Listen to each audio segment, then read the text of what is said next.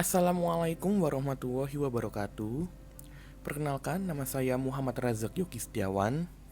Status saya pada saat ini adalah seorang mahasiswa.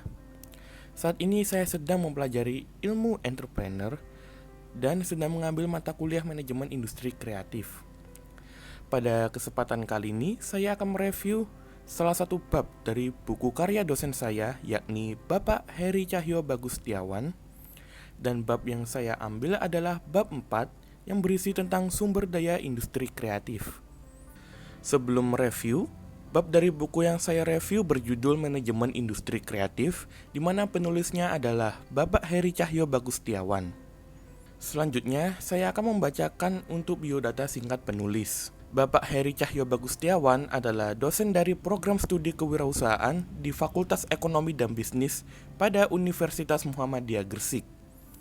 Buku ini menjadi sebuah karya beliau yang sangat menarik serta memberikan pengaruh kepada keilmuan manajemen, terutama yang berada di sektor industri kreatif.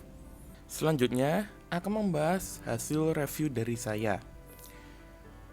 Oke, untuk yang pertama adalah pengertian industri kreatif. Banyak orang mengira bahwa industri kreatif memiliki artian yang sama dengan ekonomi kreatif, padahal kedua hal tersebut berbeda.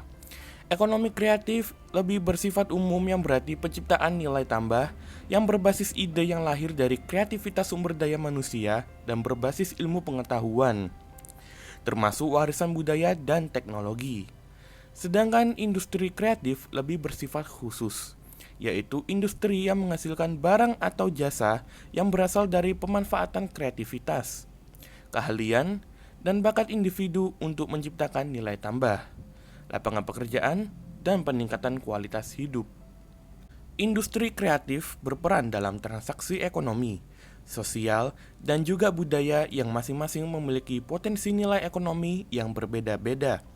Di Indonesia, industri kreatif digolongkan menjadi 6 subsektor, yaitu kuliner, mode, kriya, televisi dan radio, arsitektur, penerbitan, aplikasi dan pengembang permainan, periklanan, musik, fotografi, seni pertunjukan, desain produk, seni rupa, desain interior, film, dan yang terakhir adalah desain komunikasi visual. Selanjutnya, strategi pengembangan industri kreatif.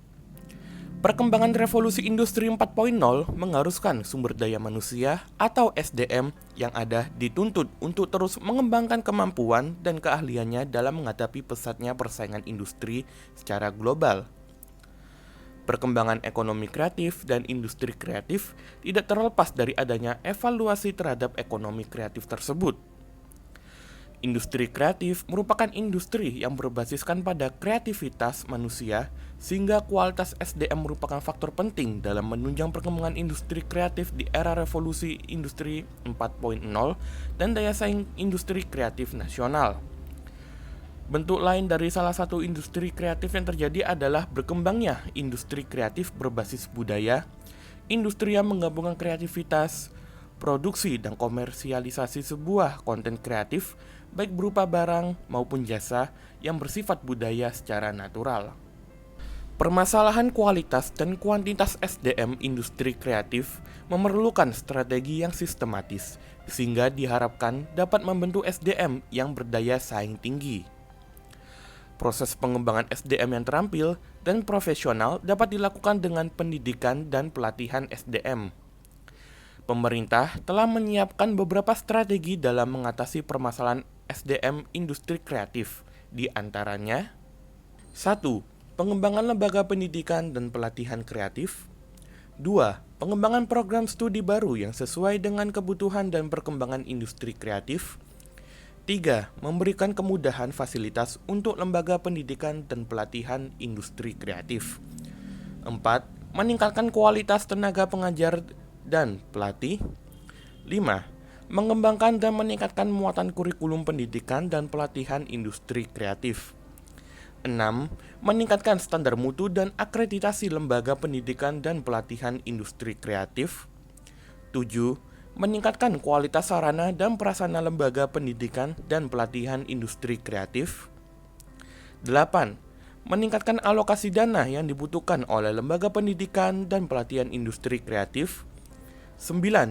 Menjalin kerjasama antara lembaga pendidikan dan pelatihan SDM industri kreatif dengan perusahaan industri kreatif. 10. Mengadakan acara seminar dan motivasi dengan menghadirkan sosok wirausahawan industri kreatif yang telah sukses di bidangnya. 11. Memberikan kesempatan bagi SDM yang terpilih untuk dapat mengikuti pelatihan di luar negeri. Sekian hasil review yang dapat saya sampaikan. Kurang lebihnya mohon maaf. Terima kasih.